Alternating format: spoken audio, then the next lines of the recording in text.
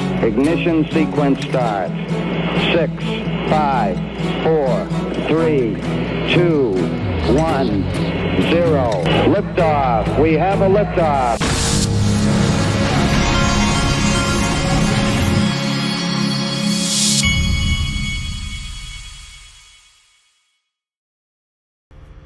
Hey everybody, this is the Digital Asset Investor, and my 11-year-old is bugging me about taking him to get something for breakfast. And I told him, I said, I am not on vacation like you. I am making a video for my audience. So you should know I'm having to fight with my 11-year-old just to bring you this video. The things I do. Ripple, we're honored to be added to the central bank. By the way, folks, today, boy, I'm going to cover that John Deaton interview with Stephen Narioff later on. Woo! Oh my gosh. There's a lot of people that are going to be in a lot of trouble, folks. A lot of trouble. We're honored to be added to the central bank. This is the Central Bank of Ireland. Okay? List of registered virtual asset service providers allowing us to provide digital asset services within Ireland. And then Stuart Alderati says, capping off incredible momentum in 2023 with Central Bank of Ireland's approving Ripple as registered VASP to offer compliant crypto services. This year, we also received our full major payments institution license in Singapore. That's their central bank, I guess. And Dubai Financial Services Authority approved XRP for use by licensed institutions with the DIFC. That is International Financial Hub, MESA region. Wow. Ripple's making it happen, folks. Then we've got more Ripple predictions. How dare they speculate like that? What? Ripple wild speculation. How dare they? 2024 predictions. We've asked leaders at Ripple to weigh in on what they think 2024 holds. This is Monica Long, the president. 2024, crypto will break the speculative hype cycles that have defined the booms and busts. Is she saying we're going to get a utility bull run? Is that what she's telling us? And for the industry, since the Bitcoin's invention, before the next crypto summer, we as an industry will break the cycle by paving the foundation for real world utility at scale, folks. If we're about to have a utility bull run, it's more than owned by like Donkey Kong. Let me find where, which entails solving for compliance, usability, and integration with existing systems. The biggest breakthrough in 2024 will be pioneering compliance for decentralized finance. This crypto winter is, in fact, a great season for serious builders, especially those who know modernizing the world's financial infrastructure with blockchain is inevitable to work on solving serious world problems. Compliance and transparency in 2024 is not enough to be compliant conscious. The industry must be compliant first to keep your customers and users safe, gaining back the trust we've lost following some major blowback. The industry needs to build compliance tooling. In the decentralized environment, it's the next frontier of innovation. Integration. What does she say here? Within the past couple of years, we've seen more traditional financial players such as Fidelity, BlackRock, PayPal, and Visa integrating or partnering with crypto native companies to offer crypto and blockchain services and products. The way forward is a happy marriage. Blockchain will not replace banks. The ability to settle payments instantly across borders without the need for middlemen charging exorbitant fees has benefits for both merchants and consumers alike, and crypto can provide the unparalleled utility for institutions. Greater usability. Most of the companies that we work with at Ripple love the benefits that they can get from crypto, but ultimately don't want to be experts in it. They just want it to work. Crypto revolution can't require billions of people to self-custody their assets, secure their secret keys, and trade on decentralized exchanges. I agree, folks. For this industry to really get where it needs to go, it's not going to be not your keys, not your crypto. You're going to be storing your crypto institutionally, just like you do when you buy a stock. When I buy a stock on a broker, let's say Robinhood. You're using Robinhood. Well, you may own stock but you don't hold the physical certificate, but someone does. They're holding that in custody with you. This is how big boys do things. And it's going to be the same thing for digital assets. You're not going to hold your keys and all that stuff. At some point, all of these institutions are going to be regulated to the point where you don't have to worry about it. If it doesn't get to that place, you're not going to. No, I do believe, here's what I do believe. I do believe that for the people that want to do that want to be able to hold their own digital assets, they should be able to. I do believe that. I just think the adults with the real money are not going to be sitting there trying to keep up with keys. Not going to happen. We reached the tipping point for crypto to be recognized as mainstream, but we have to hit the breakout moment where institutional adoption for real world utility takes off. 2024 can be that moment as long as folks, 2024 is the year 2024 and 2025 is crypto summer, and it's going to be hot, hot, hot, folks. Write it down, and it's not just crypto. Anything surrounding crypto, whether it's private equity and IPOs and the whole, this market is about to set off. All right?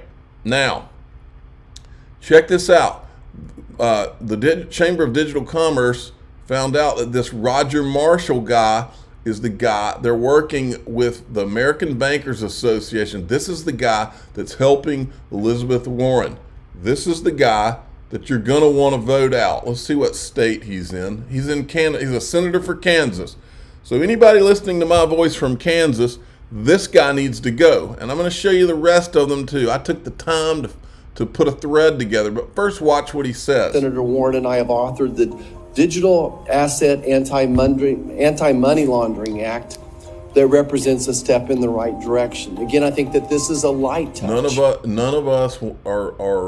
None of us have a problem with regulations, but that is not what Senator Warren is trying to do. And anybody joining forces with her, she's trying to ban crypto. Anybody that's joining forces with her needs to go. First thing we did is we went to the American Bank Association and said, help us craft this. And I don't know if you saw Senator Warren's hearing with Jamie Dimon yesterday, but Mr. Dimon said basically, in his opinion, crypto is only a tool for criminals. Well, then that makes him a criminal, because JP Morgan has been working on Ethereum since before the mainnet launched. Those are not my words. Joseph Lubin and Christine Moy said it several times. She's the one that worked on JP Morgan's blockchain. I think, again, it's that light touch by the federal government as opposed to a heavy touch as well. That's about all I know about crypto. Yeah, that's the problem. You don't know anything. You're just going along with it.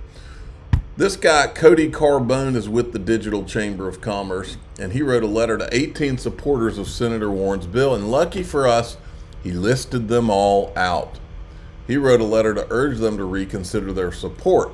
So what I did, let's hit the old refresh button on this. Now, if you see this tweet, you need to retweet it, because it's important. It's important that everybody put a face and a name and a Twitter handle, X handle, with all of these people that are supporting Senator Warren's bill. I'm going to call them out. There's 18 of them. 1, Dr. Roger Marshall. Roger Marshall, U.S. Senator for Kansas. 2, Joe Manchin, Senator Joe Manchin. It doesn't show his state. I'm not going to get into all the states. Senator Joe Manchin. 3, Lindsey Graham. This guy's a turncoat if I ever saw one. This guy right here, I'm convinced somebody's got something on him. 4, Gary Peters. 5, Dick Durbin. This is the same guy that did not want the list. You know, the guy that owned the island. This is the guy that was helping to have that list of the guy that owned the island's customers and affiliates. He's the one that kept the subpoena from happening and acted like he didn't know what anybody was talking about. 6, LaFona Butler needs to go. 7, Tina Smith needs to go. 8, Angus King needs to go. 9, Jean Shaheen, out of here. She needs to go. 10, Bob Casey, go. 11, Richard Blumenthal, vote him out. 12, Michael Bennett, vote him out. 13, Cortez Masto, vote her out. 14, Sheldon Whitehouse, vote him out. 15, John Fetterman. Vote him out. 16, Raphael Warnock. Vote him out. 17, Chris Van Hollen. Vote him out. 18, Ben Ray Lujan. Vote him out. All of these people need to go unless they drop their support. See, Elizabeth Warren is using as covering, oh, crypto, people are trying to use crypto for terrorism. So what I wanted to remind her was, remember the time that Obama sent $1.7 billion of cash on pallets to Iran? I don't remember her being at all concerned about whether that, you think that might have been used for some terrorism? There wasn't a peep out of her. In fact, she probably supported it. Then we have this. This part right here is what will probably disgust you more than anything in this video. And that is, what I believe is about to happen is Gary Gensler, after all the evil things he's done with regard to crypto, I believe Gary Gensler is now about to try to become the hero, the savior, the chairman who brought you the Bitcoin ETF. He's only going to do it because his puppet masters, whether it's BlackRock or whoever, finally told him, you're going to do a Bitcoin ETF now. Is that BlackRock, who has been in a bit of a jousting match with the SEC, has finally kind of, I guess, bent the knee. And right here from this tweet, looks like BlackRock has caved to the SEC's demand to exclude in-kind creations and redemptions from their spot ETF filing, and they've just filed their amendments. So this simply means the model they were trying to use for redemption was not something the SEC was fond of. A lot of the other filings had already adjusted for this.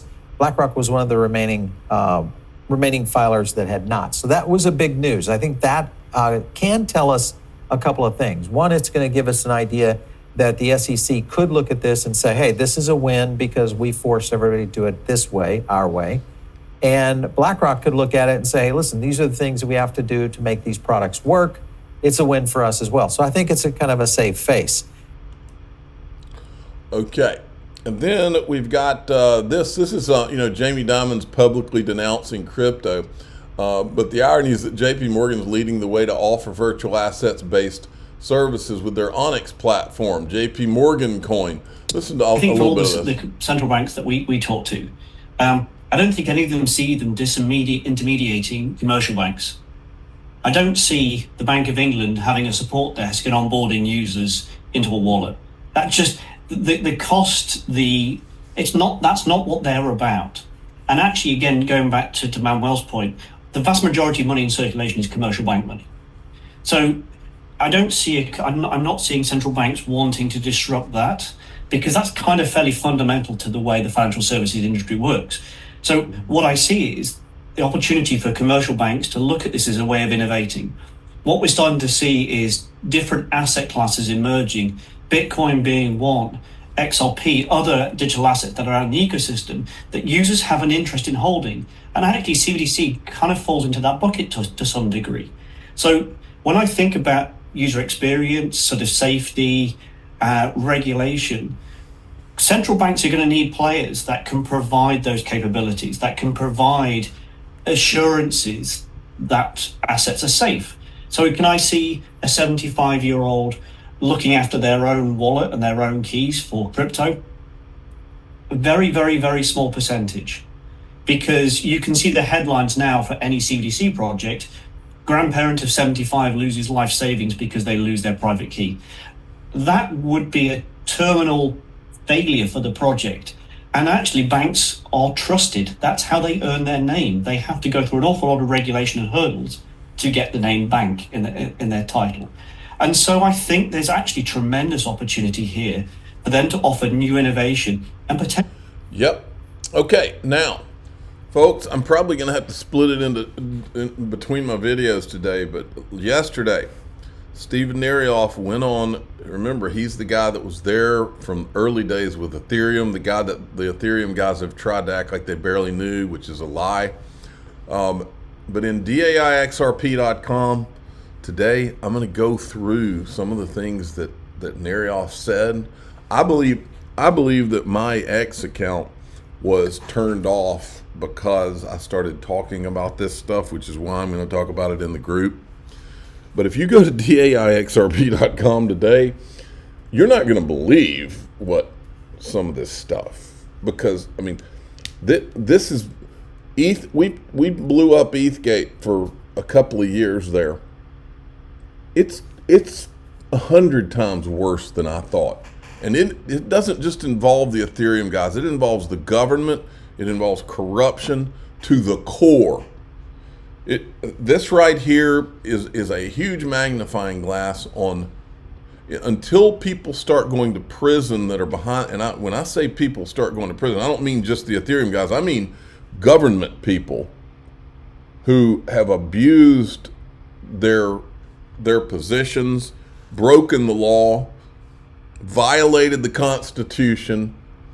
Our country's in a heap of trouble because we have criminals that are running this country now. It's criminals.